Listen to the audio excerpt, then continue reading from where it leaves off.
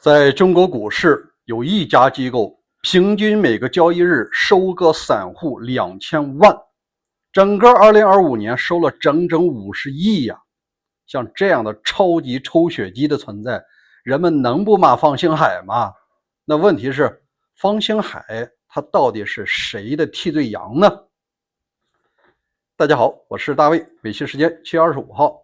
这两天呢，人们在看中纪委通报的时候，这方星海只说涉嫌严重违法违纪，他到底是因为什么呢？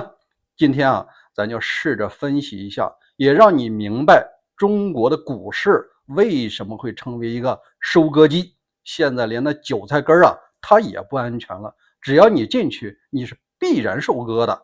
因为这个玩法啊，我展开跟你说。首先呢，一般的股民啊，认为证监会的主席、副主席和发审委啊，什么监管委的官员啊，要想捞钱，通常有3个办法。但现在有一个办法是碾压级的，挣钱是又多又快，而且是靠毫秒级的。那我们说一下人们通常知道的赚钱办法，很重要的一点就是我收你的钱，你不是想上市吗？中国企业你要各种作假呀。既然我能给你签这个字儿，我的朋友亲戚白手套呢，他首先会成立若干家咨询公司、法律事务所，然后人家合理、合法、合规的就把这服务费收了。至于说这钱进不进海外账户，那个另说。总之啊，即使是说中纪委查起来也比较难。这也解释了为什么中纪委驻证监会的纪委书记前几年啊也落马了。这玩意儿呢，他也有冤的成分。现在科技这么发达，他弄不过来呀。表面上都是合规的服务费。第二个就是非常让股民烦恼的，就是突击入股。这企业上市的时候，他们以极低的价格突击入股，后边都是权贵，有没有市长的、市委书记的、什么省里的，然后证监会的，一上市啊，它的倍数可能是几十甚至上百倍。那第3个办法啊，就稍微有点隐蔽了，叫什么呢？叫做旋转门。就是我不单独拿你的钱，也不用给我的顾问公司，我辞职以后啊，到你公司里担任高管，年薪上千万。或者说有一些公司的董事啊，什么独立董事啊，还有高管啊，他就是每年上千万的钱，每年都拿这么多呀。只要我的官员在，我的白手套就一直在你公司里抽血。你看这3项啊，现在看都有点过时了。为啥呢？赚钱太慢。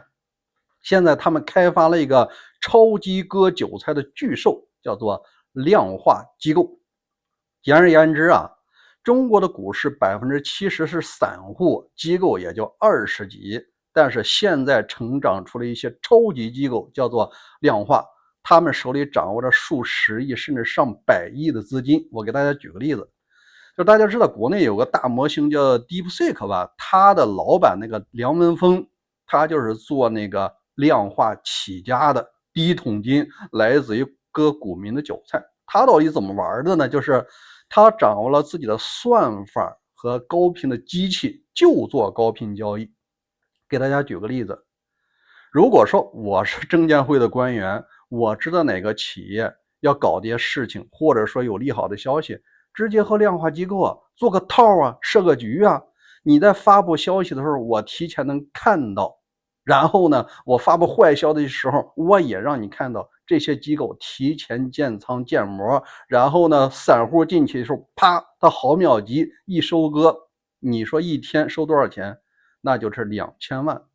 根据这个换方去年的消息哈，它的利润高达50亿人民币，按照每天的交易日200多天吧，一天就2000万，这还是其中一家机构啊，这可比那种突击入股啊挣得多了。那我们就来说，这种不合理、不公平的量化机构是谁引进的？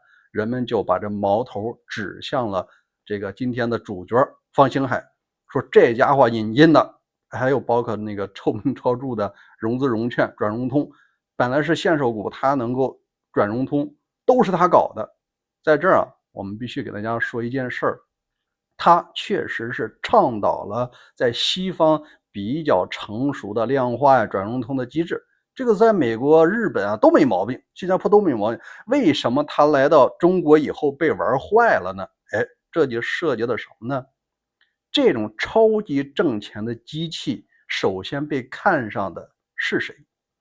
那毫无疑问，首先看到的是权贵，而权贵啊，他通过立法的形式把这种工具合法化了，他能够合法的收割中国的股民。你想一下，上市公司和这种掌握高级技术的机构，他俩一合谋，散户你的手再快，你能快得过毫秒吗？打个比方，一个人在股市上如果挣了100万，他全年都是高兴的。但你要知道，在这种机构面前，1毫秒的事儿，千分之一秒，人家几百万就拿到了。所以说，这根本它不是一个量级的散户，你不掌握这个技术，你就是韭菜，毫无疑问，没有1%的胜算机会。所以说啊，中国股民非常恨这件事儿，于是迁怒于这个方兴海。方兴海确实啊，在公开场合多次倡导这种西方比较正常中性的机构进来，而且它也有一定的意义，就是增加流动性嘛。但是啊，他没有想到这套东西只要一进入中共的体系中，首先会成为割韭菜的机器。这种吸引力太大了，谁能抵御得了啊？1毫秒挣几百万。所以说啊，目前的股民把所有的怒火都开始说国家支持他啊，把他打击他是对的。但是你得想想，他一个分管会计部和国际部的副主席，他管到了量化机构吗？而真正负责量化和负责转融通的是谁？应该是其他主席、副主席分管的市场监管一司，另外呢是市场监管和机构监管的2司，其他的副主席当然也被抓了，但那些副主席人家是只管着闷声干活发财，他不再到处去演讲去说这种事儿啊。